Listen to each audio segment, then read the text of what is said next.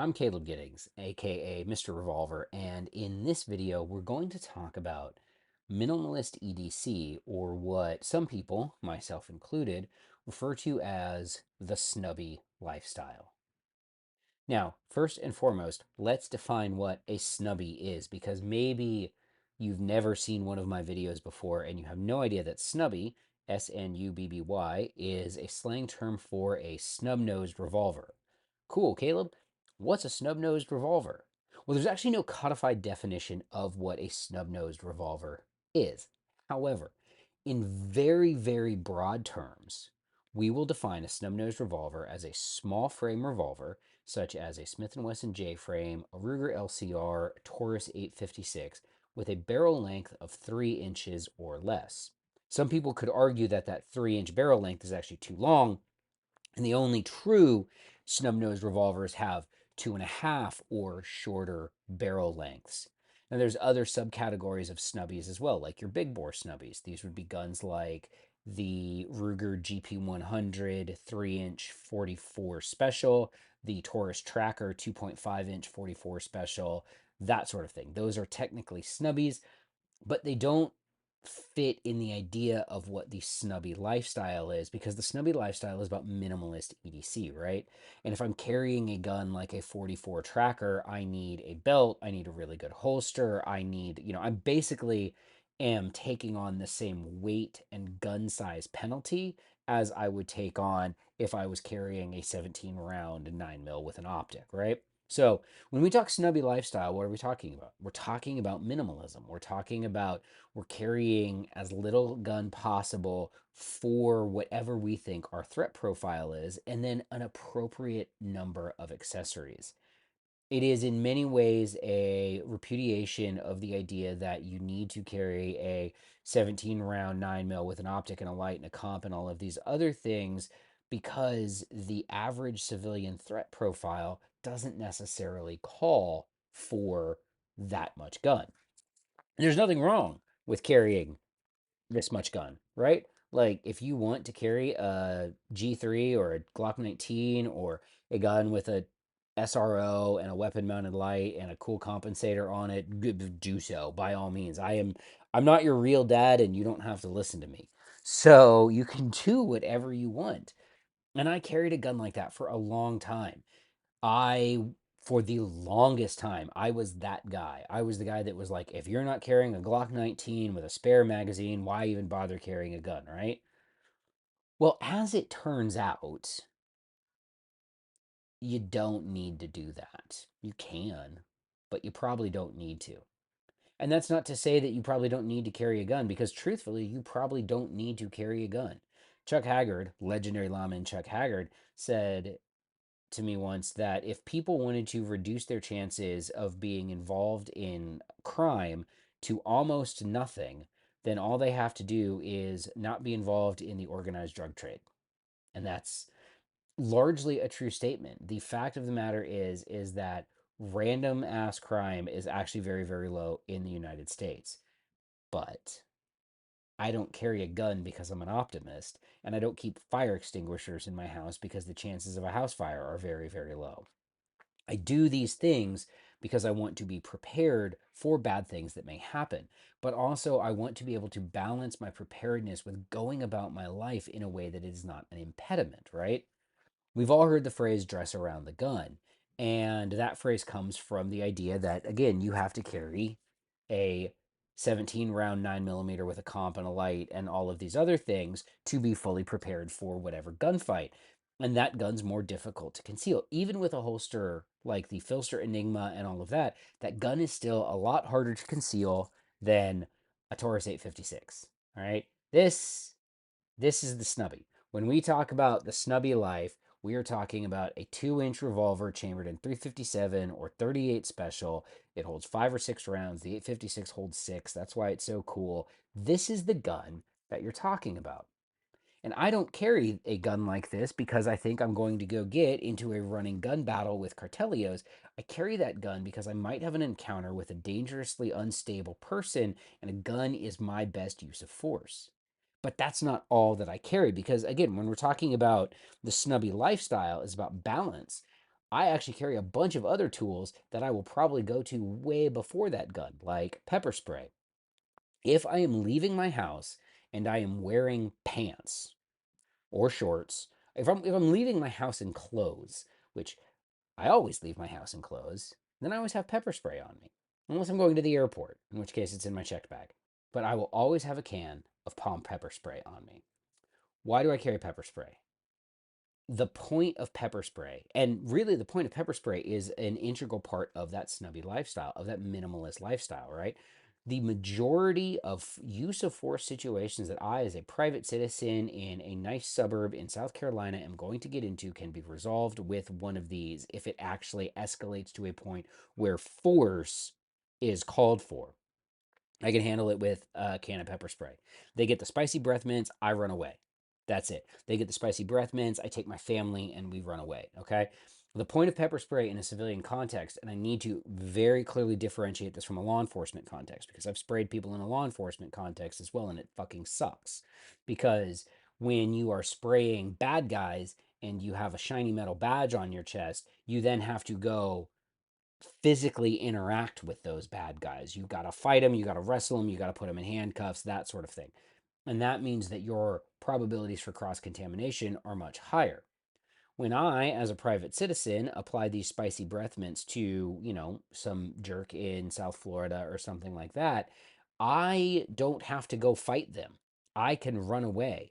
And the point of this, your best use case for pepper spray is spray them and run.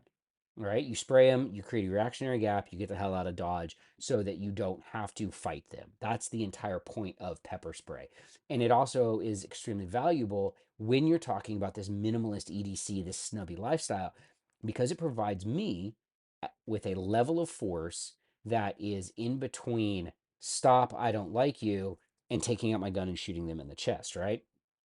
The pepper spray gives me the ability to have a level of force that is not really physically violent in any way. It's actually a lower level of force than punching someone in the face. Because if I, even little 5'6", 170-pound me, if I deliver a perfectly placed right hook to the point of your chin and you go nap time and then fall backwards and hit your head on the curb and maybe get a brain injury, maybe die, that's a way higher level of force than if I just spray you with my spicy breath mints and you fucking run off because your eyeballs hurt, right? That's so much preferable in every possible way to having to actually physically use force to stop a violent attack. That's why the pepper spray is such a key part of the use of force continuum of that snubby lifestyle because it's such a low level of force. And when we're talking about minimalism, all right, da da da da da, everybody loves minimalism, right? So why a revolver? Well, they're easy to carry.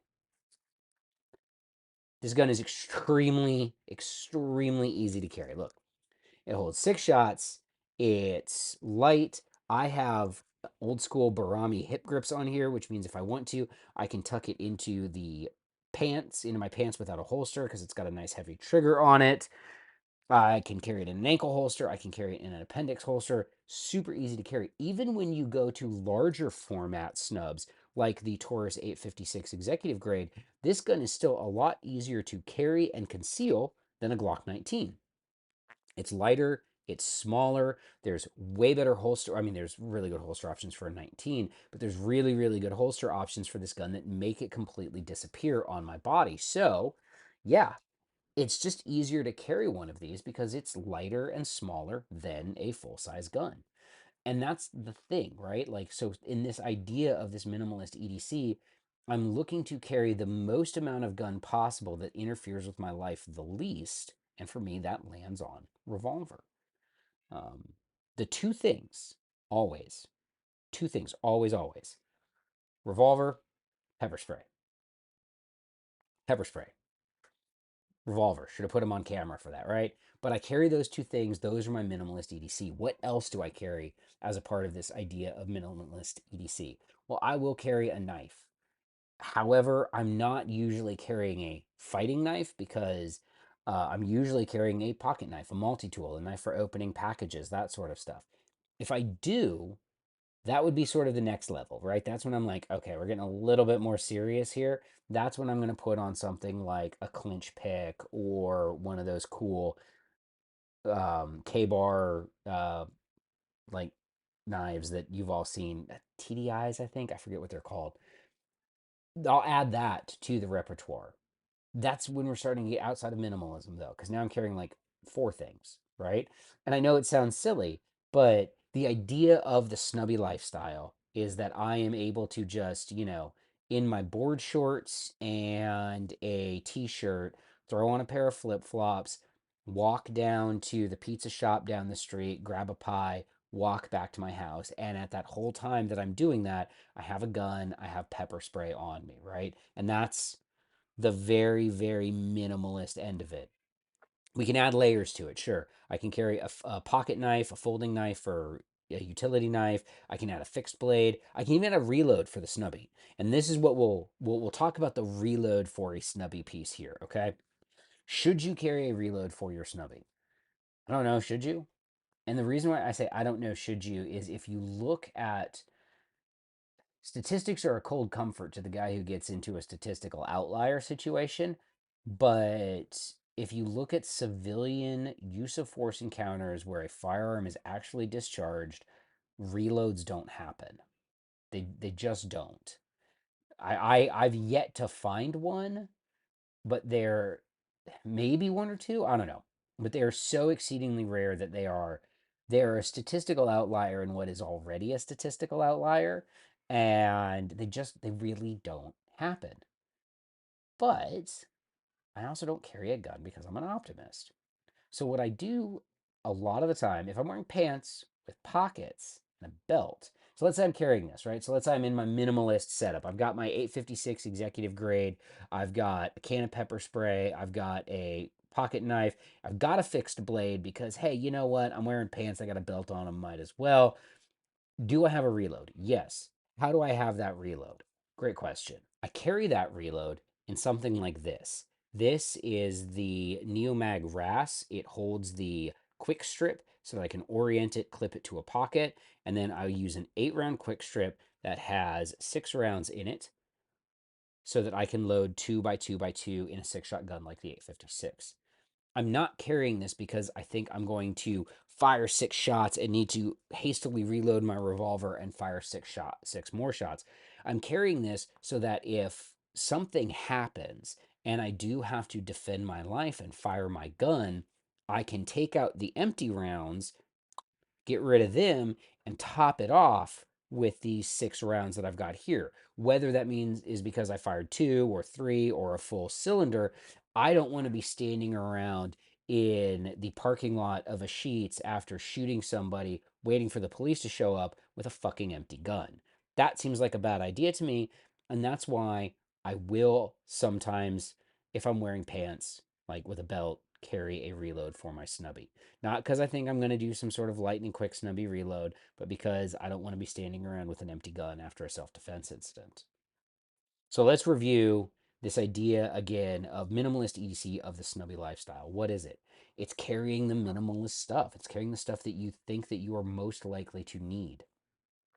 My bare minimum EDC, if I'm going places with a gun, right, which is most places for me, is the revolver and a can of pepper spray.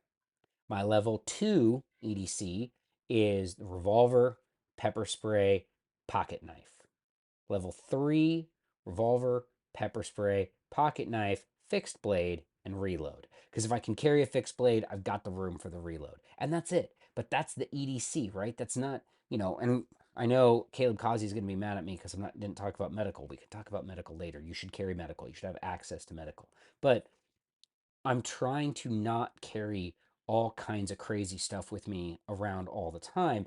And if you take all of the stuff that I carry, I can carry all of those things. I could pile them all up. I could put the revolver, the spare ammo, the pocket knife, the fixed blade, and the pepper spray in one hand, carry it around in one hand, and it weighs less than a Glock 19 with a weapon mounted light, a fully loaded mag, and an optic on it. And to me, that still meets the goal of minimalism. But the true minimalist EDC, that's when you're just throwing the snubby in the pocket holster, grabbing a can of pepper spray on your way out the door and just living your life. And honestly, it is a freeing experience because I think it sets you free from some of the fear and concern that sometimes naturally comes with carrying a gun. We carry guns because we look at the world around us and we go, hey, there's problems in this world that I can't solve just, by boxing somebody up a little bit. I want to be able to defend myself with the best tools possible.